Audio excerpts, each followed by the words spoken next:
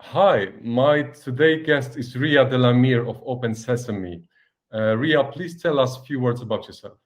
Sure. So I'm Ria Delamere. I'm the VP of Engineering here at OpenSesame. And a little bit about myself is that I've held every major role in the software development cycle. So I started off as a developer and worked my way through test, DevOps, test ops.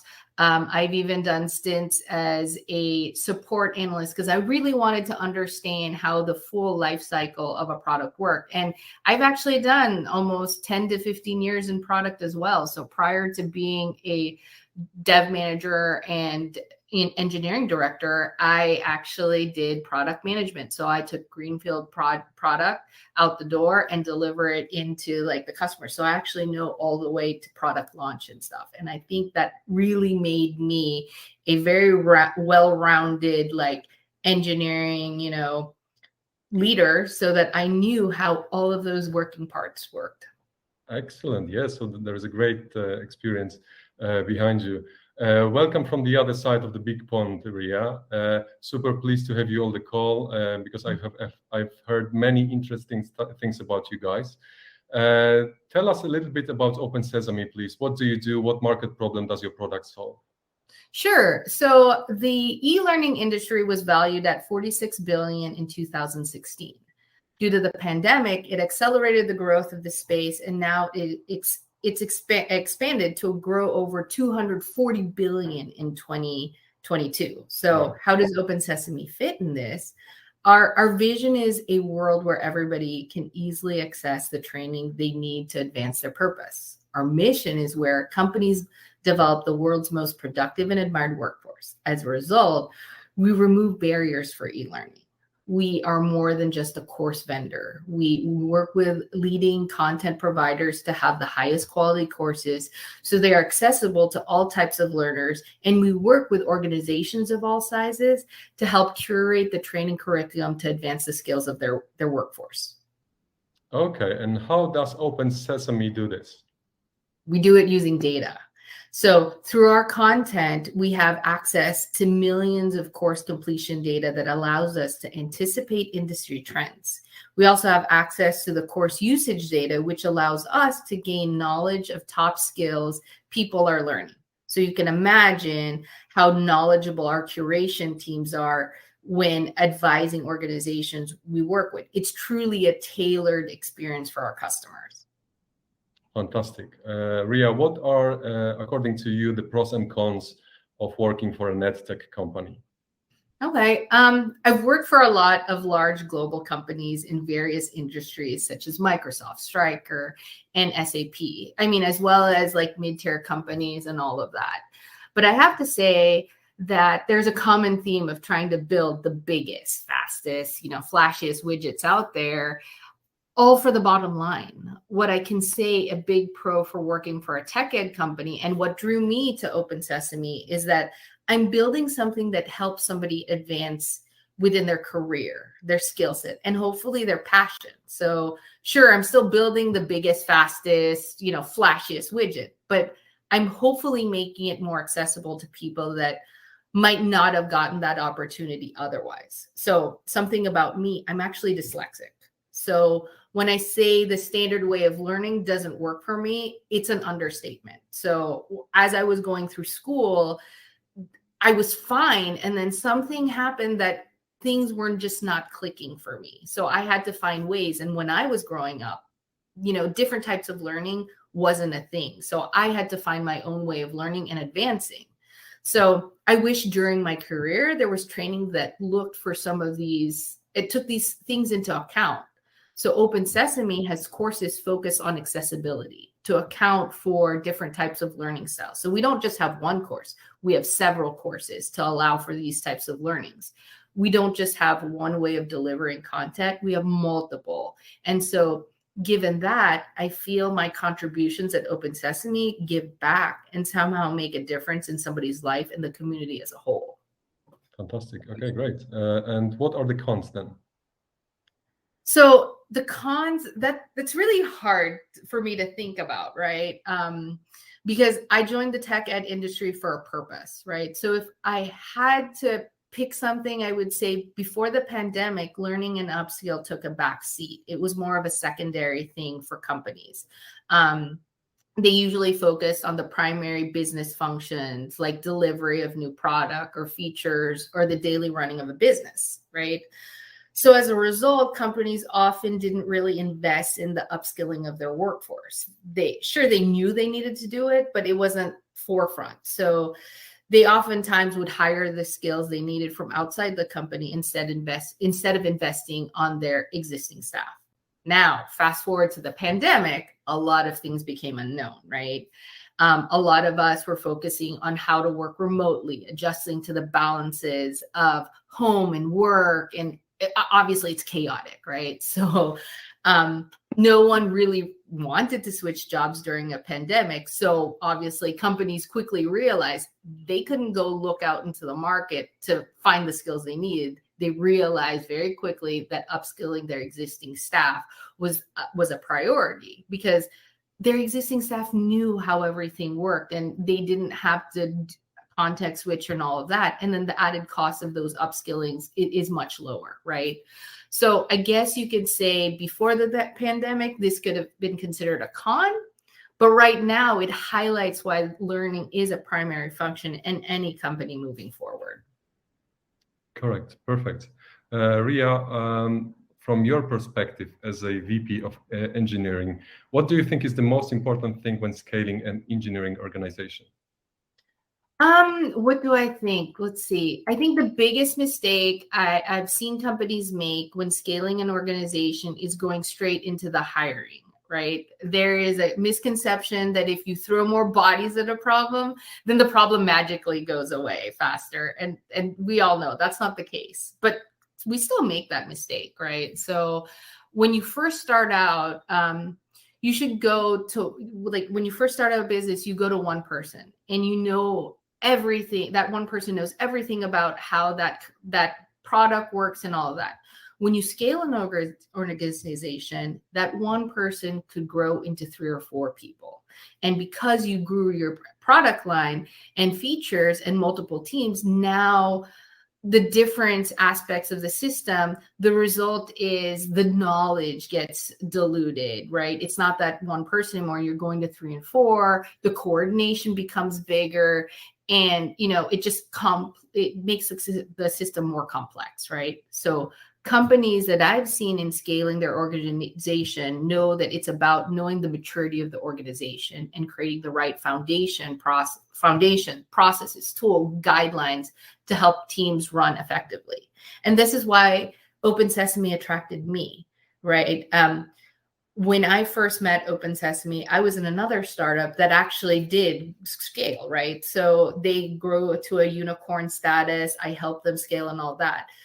But what we didn't know is they just added bodies. They made the same mistake that every other company makes. But what OpenSesame did is they realized that throwing bodies wasn't the right thing. What they wanted to is attract the leaders that have seen scale and provide those foundational items and know when the triggers are to start putting in these processes. Because sure, you could know the processes and you know what's right, but if your organization isn't mature enough to get those processes, you need to have those small stepping stones so that you can grow naturally and things can progress naturally. So I think those are the things that work. It's the balance of it. Like, what works for your team now might not work 6 months from now, right? So it's because technology and environments constantly change that you need to know the flexibility of all of that. Ria, can you please reveal how big is the tech team at present and what are the recruitment plans for 2022? Sure. So right now we're roughly 40 to 50 and growing. So we are recruiting heavily in the US. However, in 2022, we're going to expand our search globally. We are going to focus on global talent acquisition. And since this is our first foray into expanding out, we're testing different regions. So we not only look at the talent and the culture, but they fit with OpenSesame, because culture is a very important to OpenSesame, and it's something that we don't want to lose as we scale. Makes perfect sense. So when you actually mentioned different geographical locations, so what's your approach towards remote work? Because this is most likely how it's your cooperation with remote teams would look like. Okay, so like all companies, we're all trying to figure it out. So OpenSesame, we are based in Portland, Oregon. So that's Pacific Standard Time in the US. So before OpenSesame, I came from a 100% remote company where the culture was fully ingrained in running of the business. So right now I'm trying to bring those ideas to OpenSesame to ensure as we grow bigger, there is that shift. So some examples of remote work is creating the proper tools in the culture. So one of the things that I've implemented at OpenSesame is kind of a guidebook or an etiquette book of like, this is how you want to interact with teams. So all agile teams should revisit the working agreements they have, right? An example of, hey, sure, we have Slack, but, Slack is just a tool. But if we basically say, hey, we have Slack, we're in the same office anymore, we're not sitting face to face, it's about being available. And I'm not meaning by sitting at your desk waiting for a Slack and all of that. It's about, if you want a response from someone, but you're in a big group chat, go at Ria. And then you can see in that like Slack channel that you're highlighted. So it's about trying to create that culture of, okay, I see it highlighted, I'll get to it. Let's say for me, I hold myself accountable to be responsive in Slack because people have questions for me. So I usually tell them, hey, don't send me anything in email. I'm a Slack person, right? So please Slack me anything you need. I probably have a 4-hour response time. And if you don't hear from me, just ping me again. I probably forget to hit send or something like that. So it's the details of all of that. Or it's us realizing that after a while, when you start talking to Slack or something, you start writing books in there. And that usually is a trigger of just jump into Zoom and have the conversation because it's probably easier. So, I mean, it's trying to ingrain that kind of remote culture of availability, about flexibility and being responsive. We don't expect you to sit in front of your desk and watch for those messages. It's just being mindful of it more so than, when you're in an office sitting down, it's easy because somebody's interrupting you. Slack is a little bit behind. So it's about trying to introduce that stuff and being flexible of knowing what's working and what's not. Okay, cool. Perfect. Ria, what are your best practices to increase the performance of an engineering organization? Okay, there's so many. So let's see. I think my main focus would be more metric driven and most importantly, starting off simple. Metrics are scary for a lot of organizations, specifically individual engineers, because when I was an individual engineer, sometimes we thought, oh yeah, metrics, that's a tool for management to use to beat over our heads that would say, you're not doing a good job. And that's not what it is. For me, metrics is about knowing how my teams are performing and how I can support them, right? And how I could make their jobs easier. So something simple that I like to do, first off, when I look at the maturity of the organizations I come in, is a simple metric for agile teams called churn, balance, and delivery, right? So these charts represent all of the sprints completed by each agile team over a 3-month time period. Okay, and why 3 months specifically? So the reason for this, and like I said, I don't like beating engineers over the head by metrics. 3 months is essentially the time it takes for teams to storm, norm, and perform, right? So it also allows them for teams to tweak their process without having to worry that one bad sprint will throw off all the metrics, and then I'll come in there and go, what happened? why didn't you deliver the same capacity as before? And so it's about trying to create that safe space so that, you know, engineers and teams feel empowered to make decisions on their own so that they can find their own kind of improvements. It's so that they continuously improve, and they know that we're looking at things to say, is it my fault that I'm creating churn for you or whatnot? It's a balance of it all. And it's about the safety of, go ahead, try to make the change, try to make it better, because we're all about continuously improving. Cool. Okay. Excuse my ignorance, but what is churn, balance, and delivery? Absolutely. So churn is how much unexpected work an agile team is going through. It's the noise. At the beginning of the sprint, the team commits to a certain amount of story points. And this is the capacity that the team can deliver within that sprint period. During that sprint, tickets are added or removed that causes teams to lose focus on what their original committed capacity was. So an example would be like me.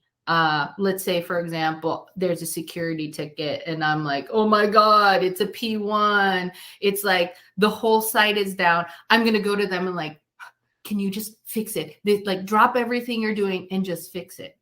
Should I have done that? Probably not. But, you know, there are processes for that. But that's an example of churn. Like churn is bad for a sprint, right? The optimal outcome is you get done what you say you're get done and nothing else. Like you just commit to something, right? And any deviation shows context switching for a team, resulting in inefficiencies, right? So we want to reduce that. We want to be better at it. And then balance identifies how well a team is able to add or drop tickets in order to keep their total number of story points equal to what they committed to, right? And if a team is above that threshold, they have taken in more points than their original committed to. So it's like me going in there and saying, oh my God, we have a P1 ticket. They go, don't worry, Ria, we'll just take it. And then let's say they committed to 10 points. Now they're at 15 or something like that. But I caused the churn. Right. Okay. And then delivery shows a team is over delivering or under delivering on their sprint. So it's the same example. I went there, I gave the ticket, I said, please fix it now. And so they'll look like they'll over deliver, right? If they just basically go that. So that's what churn, balance, and delivery is. Okay. Okay. And how would you use this chart in general? Okay, so the chart isn't individual. So it's important to read these metrics all together because it tells a story. You can't look at these metrics individually because it only tells you a part of the story. So I like to see it all. When I create those churn, balance, and delivery, it's all one chart reading from left to right. So for example, if you see high churn, high balance, and high delivery, it could mean the team has anticipated they are constantly being bombarded. Like I'm constantly bombarding them, which one, I don't like doing, but some people do that, right? But it's basically unplanned work and need to reserve capacity in order to ensure that they can still deliver on their sprint goal, right? I mean, this is a good indication that these teams need to either switch from a Scrum board to a Kanban board, or it could mean that a team is reserving capacity to take care of unknown issues that could pop up. If this is the case, the challenge for the team is to shrink the reserve capacity to get closer to the threshold. So if you look at the charts, there's like a green box in there. That's the threshold. So it's about like, if your team is mature enough and you understand how much reserve capacity and how much the team can like complete in the sprint, it's about skimming that line or being in that threshold. I mean, do I expect all teams to be in the green and be in the threshold? Absolutely not. It's about the balance of it all because things happen, right? And then I guess another example would be high churn, high balance, and then delivery within the threshold. That looks kind of strange because there's a lot of noise. There's a lot of moving parts, right? It indicates that a team is constantly being interrupted and can't focus on the sprint. So this could be due to external factors or could be a quality issue of the team, right? But that's something that there's an indicator there, and it's like you ask the team certain questions and then they can drill down and look more at the detailed charts that they're tracking, just so that they can figure out and do further investigation to run more optimally. So it's just a tool. It's not something to beat over their heads. Like you're not doing that. It's an indicator. Okay, perfect, excellent. Ria, I was wondering, by listening to all you've just said, what makes OpenSesame an attractive employer from that kind of tech profile perspective? Sure. I guess at the end of the day, OpenSesame believes in our vision and mission that we live and breathe it internally. So that's why one of our benefits that we have is to provide ProDev. So ProDev is a commitment our company has to our employees to provide them with 40 hours a year specifically for training. So a lot of companies say, oh, I want to upskill you and all of that, but you still have to do your daily tasks and you fit in the training when you find out, right? That's unrealistic. So we treat it like PTO. We go into a tool, our tool, and we schedule ProDev hours so that our managers and teams know we're out of the office to focus on training and upskilling. So that's a benefit. Not only that, we actually provide every employee the time to upskill. We provide them money to do it, meaning we give them 1 week equivalent of their salary to pay for any training, conference, tools, subscriptions, you name it, for the sole purpose of advancing their career and skills. So that is a very attractive benefit for OpenSesame. It's about upskilling. It's lifelong learning, all of that. Okay. In the end, you are an EdTech company, right? So yeah, absolutely. Yeah, if we don't live and breathe what we say internally, then that's pretty bad, right? Yeah, exactly. So I'm sure that you've actually left many people wanting to know more about OpenSesame. I'm wondering, how could someone interested in joining the team could find out a bit more about life at OpenSesame? Sure. I think going to our website. So if you go to our website, we have about us. If you go in there, it'll actually show you what we're all about. It gives you profiles of some of our engineers and other people in the company and tells them a little bit about your coworkers. I think that's a great feature. So when I was looking at OpenSesame, I went onto the website and I looked at some of that stuff. What I also thought was really cool was in our career space, you know how most companies just put the job posting and then the job description and that's about it. What's really cool about OpenSesame is we actually have videos in there.